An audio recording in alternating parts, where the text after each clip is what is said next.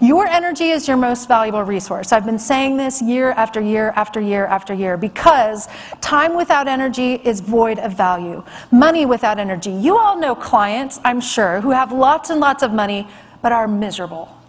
Fortunately, we also know people who don't have much but who are extraordinarily happy and healthy. They make the best of what they have.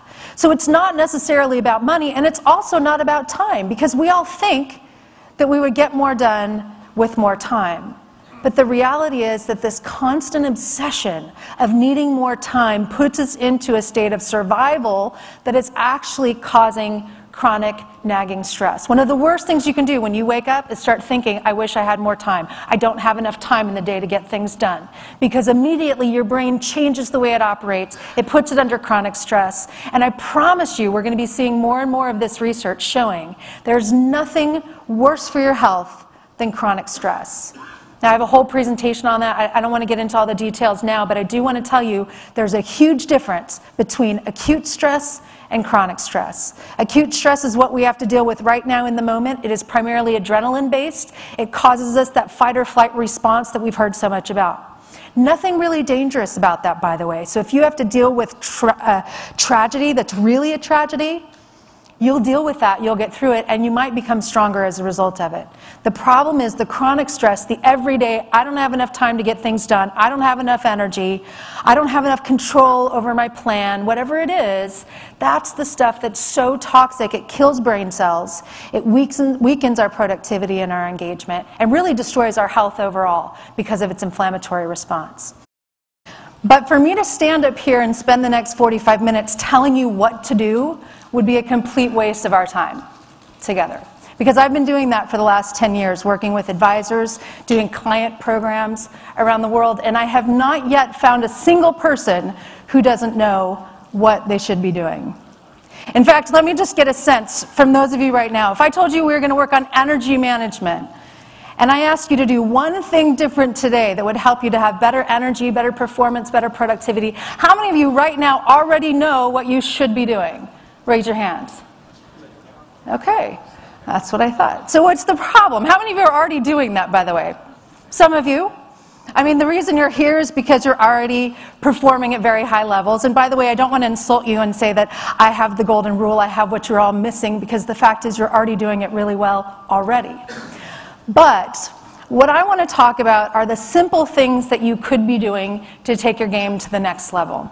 The simple things that you could be sharing with your clients to help them to age more successfully. And the thing with these techniques that I really love is that they're not just things that are going to help you to age better, because one of the challenges we have in healthy aging is that it seems so far away. Even those of us who might be closer to it, it seems like it's tomorrow. We'll get to it tomorrow. These are strategies that will really help your brain to perform better today, in the moment. And especially at times like this, where you're at a conference and you're getting a ton of information.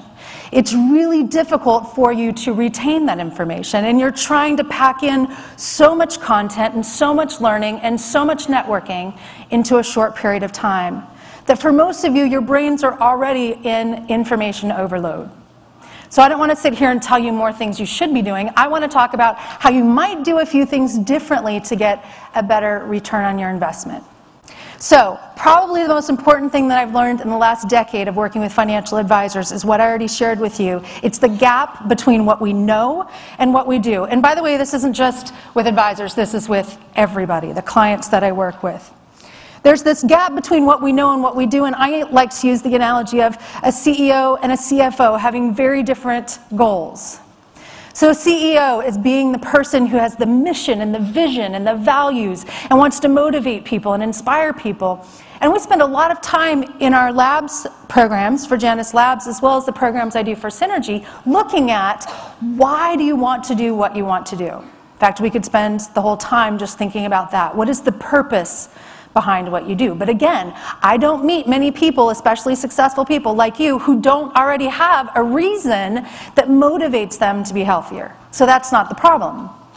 On the other hand, we have this organ that controls every single thing that we do, the brain. And the brain in many ways acts more like a CFO of an organization. It is managing the budget. It is looking at resources and trying to figure out how many resources do we currently have to spend on something that is change, because any change, even positive change, requires energy expenditure. So if you want to do something differently, even if you know it's good for you, you have to have energy in the tank to start with, to spend, to create those new habits. Again, I know you all know this already, but this is the gap between what we know and what we do.